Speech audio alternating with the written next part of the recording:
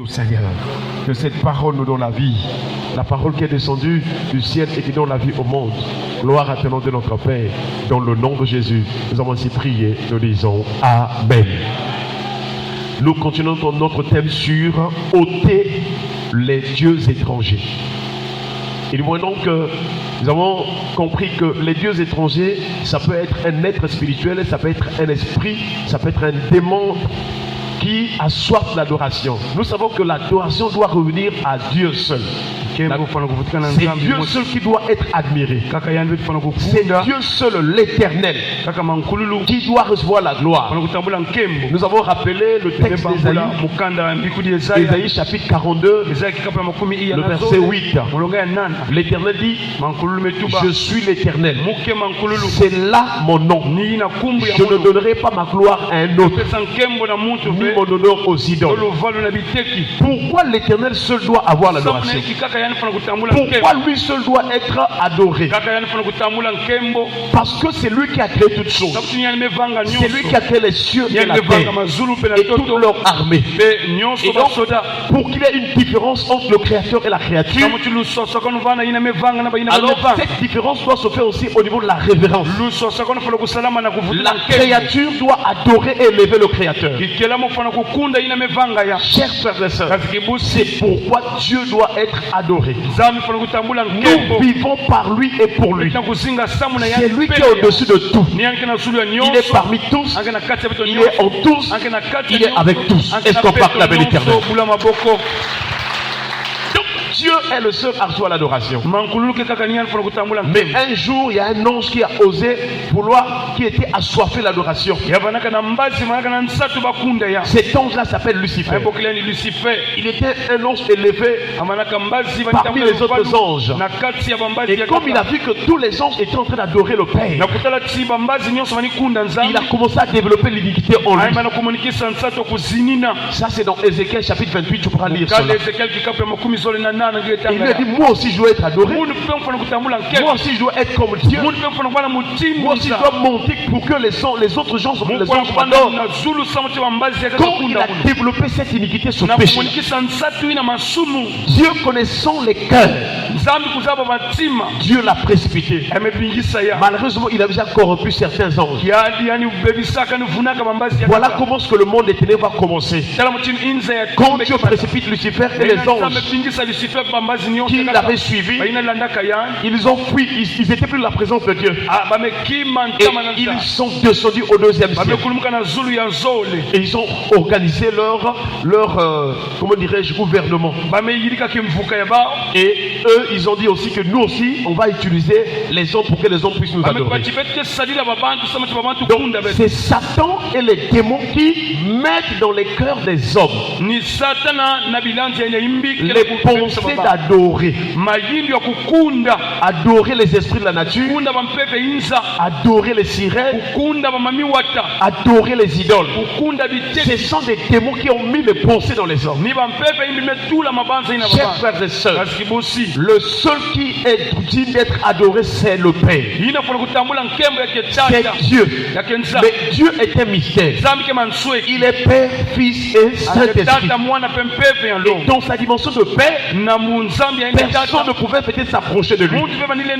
Personne ne pouvait vivre dans la gloire de Dieu. C'est pourquoi le Fils s'est révélé. Le Fils est la partie de Dieu. C'est aussi une nature divine. Ce qui est dans le Père se trouve dans le Fils. Tous les attributs du Père. Si tous les attributs du Père, là où le Père est omniprésent, le Fils aussi est omniprésent. Là où le Père est omniscient, le Fils aussi connaît tout. Chers frères et sœurs, si nous disons que Jésus est Dieu, parce qu'il a la même nature que le Père, il fait tout comme le Père. Oh, Dieu est seul. Si Jésus fait comme le Père, c'est que lui aussi il a la nature de Dieu. Est-ce qu'on parle la paix?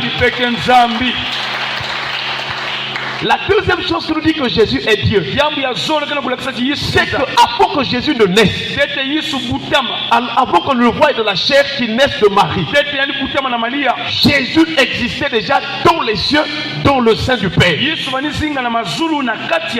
L'évangéliste Jean, l'apôtre Jean dit, il dit que personne n'a jamais vu Dieu. Dieu le Fils unique qui est dans le sein du Père. C'est celui qui l'a fait connaître. Or le sein du Père, ce sont les entrailles de Dieu. C'est la profondeur de Dieu. Un homme ne peut pas aller dans les profondeurs de Dieu parce que Dieu est esprit. Pour être dans le sein du Père, alors il faut être aussi avoir la même nature que le Père. C'est comme une maman qui porte l'enfant dans son sein, mais l'enfant doit avoir aussi la nature humaine pour que les entrailles de la femme puissent porter l'enfant. C'est la même chose avec le Père. Le Fils est dans le sein du Père. Il est uni au Père. C'est lui la main de Dieu. C'est lui qui tient les profondeurs des cieux et de la terre. Et son proclame Jésus. Et j'aimerais nous rappeler que si tu ne crois pas que Jésus est Dieu, tu ne peux pas aller au ciel. Tu ne peux pas être sauvé. C'est impossible. Le mystère du Père de Dieu se trouve dans le Fils. Sans le Fils, personne ne peut connaître Dieu le Père. Voilà pourquoi on ne peut pas comparer Jésus à un prophète. Les prophètes sont des messagers de Dieu. Mais Jésus n'est pas le messager de Dieu. Jésus est le message même et la parole. Est-ce qu'on parle avec le Il faut faire le tout de connaître Jésus. Jésus a dit à ses disciples, si vous me connaissiez, vous connaîtriez aussi mon Père. Chers frères et sœurs, nous insistons sur ces choses pour que tu fasses la différence entre le vrai Dieu et les dieux étrangers. Alors les démons ont donc donné les pensées aux hommes, dans les traditions, dans nos coutumes, et les nations commençaient à adorer d'autres esprits.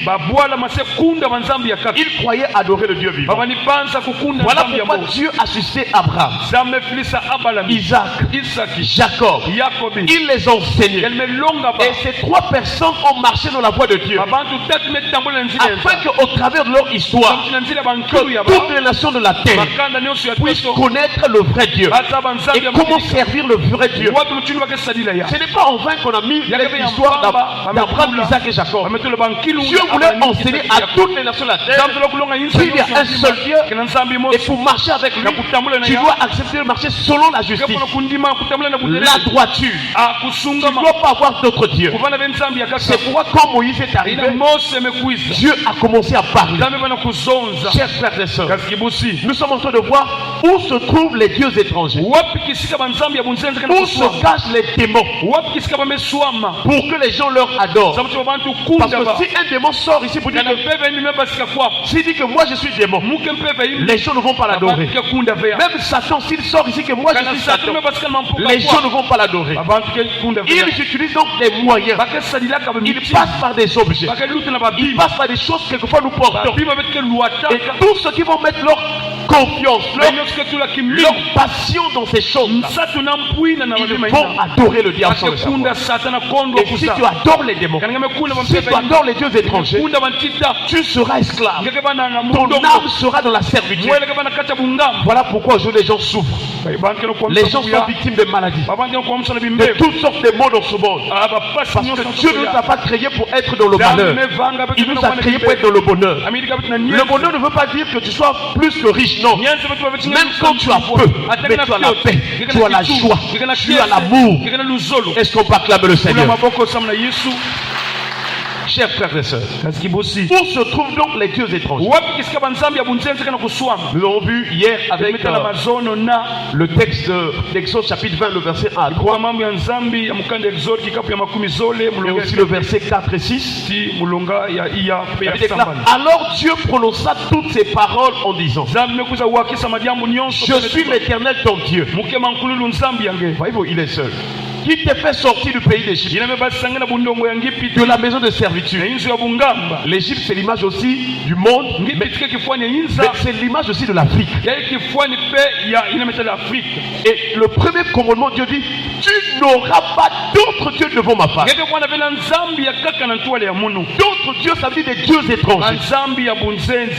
Ça, c'est le premier commandement. Et il a parlé de beaucoup de choses. Tu ne feras point l'image taillée, ni des représentations quelconques des choses qui sont en haut dans les cieux et en bas sur la terre et dans les eaux plus bas que la terre. Tu ne te prosterneras point devant elle, et tu ne les serviras point. Quand tu portes une idole sur toi, quand tu aimes ton bijou vraiment de tout ton cœur, tu es en train de servir et d'adorer une idole, un démon. Parce que ces choses ont commencé avec les nations païennes. Chers frères et sœurs, Dieu est esprit. Tu dois te débarrasser de ces choses-là. Chers frères et sœurs, ce matin, la deuxième source, ou bien la deuxième partie où les démons se cachent, où les idoles, les dieux étrangers se cachent. Les dieux étrangers où les démons se cachent dans les théraphies. Un téraphime, c'est, ou bien les théraphimes, ce sont des petites statuettes considérées comme les dieux des maisons, des dieux domestiques. Vous avez vu que donc chez les blancs, ils savent que quand ils mettent une statue dans la maison, derrière cette statue il y a un esprit. Ça veut dire que dans nos coutumes aussi, dans l'ancien temps, les papas ou les grands-pères avaient toujours une statue ou bien une image, quelque chose dans la maison. Mais nous, à cause d'ignorance, on ne savait pas que derrière cette statue il y a des esprits. Lui-même, le grand-père, il sait que derrière cette statue-là, il y a des esprits. Des esprits qui protègent la maison. Oui, dans la vie, dans le monde spirituel, il y a des gens qui ont des esprits, on est qu'on appelle des esprits guides. Des esprits servants. La personne est consciente parce qu'elle a les yeux dans le monde spirituel, il est mystique. Ces gens-là existent jusqu'aujourd'hui. Il y a des gens que tu rencontres qui ont leurs esprits dans les quartiers, dans les familles, même à l'école. Il y a des collègues et des amis, que ce soit des petits enfants ou des grandes personnes, s'ils ont été initiés, ils sont des esprits. Et c'est ce qu'on appelle les dieux étrangers. Donc chez les blancs déjà, il y avait des dieux domestiques. Pour nos parents qui sont dans les religions, tu vas voir, il va faire un autel, il va faire mettre une bougie, de l'encens et des choses. Et chaque fois il vient prier là. Mais comme Dieu n'est pas dans ce culte-là, quand quelqu'un fait un autel avec des bougies et tout, pour venir prier, c'est un esprit qui est là. Mais ce n'est pas Dieu, parce que Dieu, quand on adore Dieu, quand on prie Dieu, Dieu n'a pas besoin de bougies. L'apôtre Paul a dit, les circoncis c'est nous qui rendons notre culte à Dieu par l'Esprit de Dieu. Est-ce qu'on parle avec le Seigneur? Quand on prie Dieu, on n'a pas besoin de quelque chose. On a besoin juste de donner notre cœur à lui, de croire qu'il existe, qu'il est là. Or, sans la foi, il est impossible de lui être agréable. Parce qu'il faut que celui qui s'approche de Dieu, celui qui entre en prière, celui qui ferme les yeux pour prier, celui qui entre dans ta chambre, dans son cœur pour prier, celui qui est concentré pour prier, doit croire que Dieu existe et qu'il est le rémunérateur de ceux qui le cherchent. Dieu n'est pas compliqué. Il veut que dans ton cœur, que tu prennes conscience qu'il est. Que tu sois dans les toilettes, quel que soit l'endroit, si tu crois que Dieu est, tu entres en contact avec lui. Et Jésus est venu comme le souverain sacrificateur. Il est aussi venu comme la victime. Il est entré dans le tabernacle plus élevé. Et Jésus nous a ouvert la porte, la voie pour entrer dans la présence de Dieu. Il nous a donné accès, un libre accès dans la présence de Dieu. Quand tu pries au nom de Jésus, ton esprit est dans la présence de Dieu et Dieu t'écoute. Est-ce qu'on parle avec le Seigneur? Les téraphim donc, c'est l'image aussi des totems. C'est l'image des talismans. Aujourd'hui, il y a beaucoup de gens qui ont des bagues en dehors du bague de la bague du mariage. Même des pasteurs. Mais les gens ne se posent la question, la bague là, ça veut dire quoi? Mais ce sont des dieux étrangers. Il faut faire attention. Il y a des gens qui portent les choses. Pour eux, c'est leur protection. Des chaînettes, ils mettent. Aujourd'hui, à ceux qui ont compris, ils mettent ça en bas. Il met en bas, il met comment dire, le cinglet. Il met la mardière. Il met la chemise. Il met la veste. Mais dedans, il a ses trucs à lui. Et c'est au travers de ces choses-là qu'il est en contact avec les esprits. Les esprits lui parlent. Les esprits peuvent lui parler de ta vie. J'ai suivi un témoignage d'un sataniste qui s'est converti. Il dit que moi j'avais le pacte avec le diable. Mais je parlais aux gens leurs histoires. Je parlais aux gens leurs situations. Mais les gens ne savaient pas qui j'étais. Où est-ce que j'avais cette puissance-là? Donc ce n'est pas parce qu'une personne t'a prophétisé qu'il est de Dieu. Non. Il faut voir maintenant dans ses actes, dans ses actions, par rapport à la Bible. Est-ce que quelque chose est de Dieu? C'est la personne prophétique. La personne se dit prophète de Dieu. Mais il porte des actes qui ne sont pas de Dieu. C'est un autre esprit. Quand le Saint-Esprit agit dans une personne, il doit d'abord convaincre de péché, de justice et de jugement. Comment est-ce que tu as le don de Dieu? L'Esprit de Dieu t'anime. Mais le péché, tu n'abandonnes pas. Les idées, tu n'abandonnes pas. Il y a un problème. Car les ténèbres et la lumière ne peuvent pas cohabiter. Chers frères et sœurs, les téraphim sont donc les totems et toutes sortes de choses que concernent nos cultures, nos traditions. Et beaucoup de gens, beaucoup de femmes, beaucoup d'enfants ont été initiés dans les familles.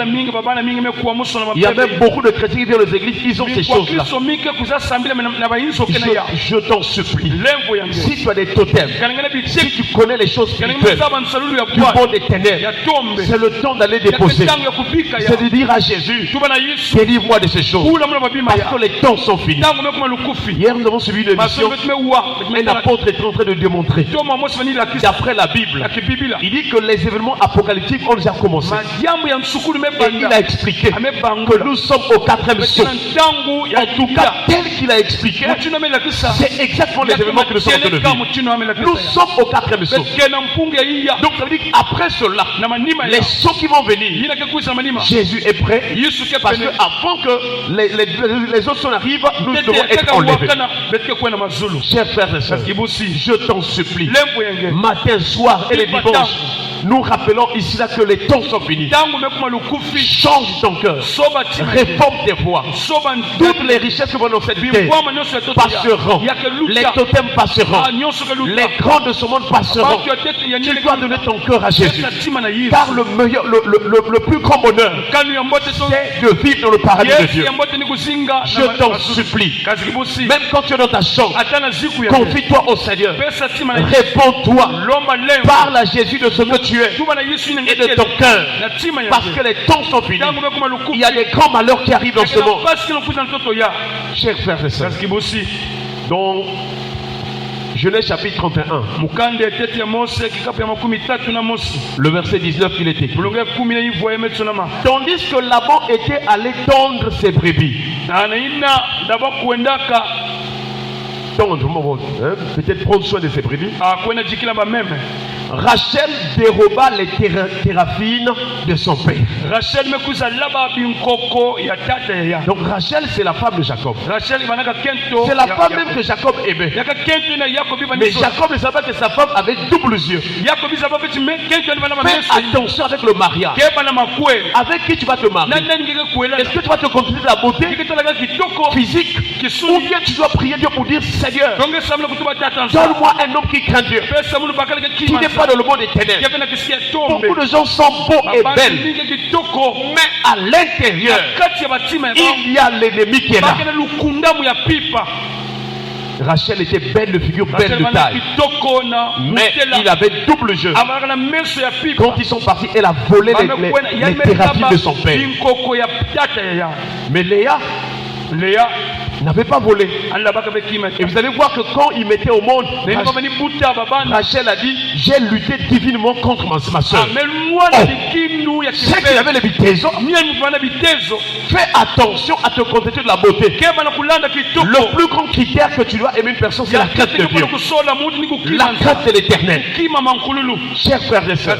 Et la crainte de Dieu, ce n'est pas seulement une personne qui ne couche pas avec les hommes ou qui ne peut pas dans les débauches. Dans tous les domaines, l'on doit craindre Dieu. Le verset 30 de Genèse chapitre 31. Lorsque maintenant Laban les a rattrapés, ils disent ceci. Maintenant que tu es parti, parce que tu languissais après la maison de ton père, pourquoi as-tu dérobé mes dieux? Donc Laban avait constaté qu'on a volé les statuettes qui étaient dans la maison. Mais quand Laban vient parler à Jacob, il dit, c'est vrai que tu es parti avec tes femmes, mais pourquoi tu as volé mes dieux? Donc Laban était conscient que les statuettes qui étaient dans la maison, les téraphim, derrière elles, il y avait des esprits. Ce sont ces choses que nous vivons dans nos familles. Fais attention. Donne-toi à Jésus. Si tu rencontres une personne qui a des téraphim, il peut détruire ta vie, il peut bloquer ton étoile, il peut te retarder. Si tu n'es pas vraiment en Jésus, mais si tu es vraiment en Jésus, tu crains Dieu, tu marques la sanctification, il ne pourra rien te faire. Est-ce qu'on parle avec le Seigneur? Chers frères.